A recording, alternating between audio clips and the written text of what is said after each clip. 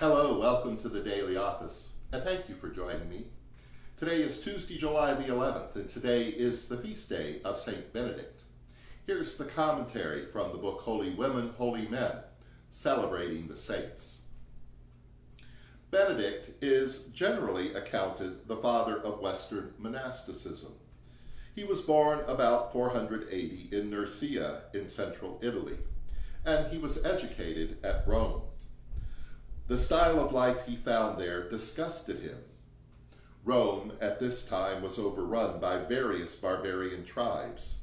The period was one of considerable political instability, a breakdown of Western society, and the beginnings of barbarian kingdoms. Benedict's disapproval of the manners and morals of Rome led him to a vocation of monastic seclusion. He withdrew to a hillside cave above Lake Subiaco, about 40 miles west of Rome, where there was already at least one other monk. Gradually, a community grew up around Benedict.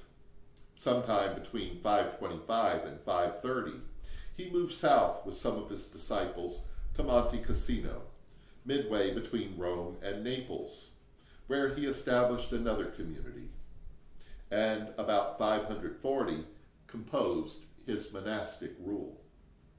He does not appear to have been ordained or to have contemplated the founding of an order. He died sometime between 540 and 550 and was buried in the same grave as his sister Scholastica. No personality or text in the history of monasticism, it has been said, has occasioned more studies than Benedict and his rule. The major problem for historians is the question of how much of the rule is original.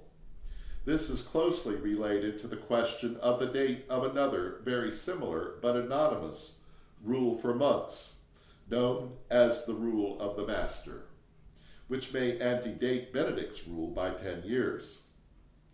This, however, does not detract from the fact that Benedict's firm but reasonable rule has been the basic source document from which most later monastic rules were derived.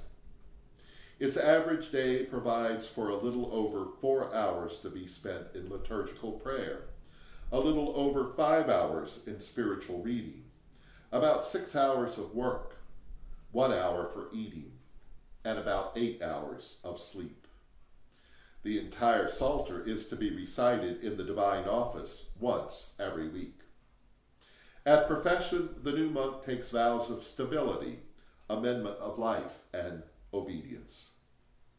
Pope Gregory the Great wrote Benedict's life in the second book of his Dialogues, and he adopted Benedict's monasticism as an instrument of evangelization when in 596 he set Augustine and his companions to convert the Anglo-Saxon people. In the Anglican Communion today, the rules of many religious orders are influenced by Benedict's rule. Let us pray. Almighty and everlasting God, your precepts are the wisdom of a loving Father. Give us grace, following the teaching and example of your servant Benedict, to walk with loving and willing hearts in the school of the Lord's service.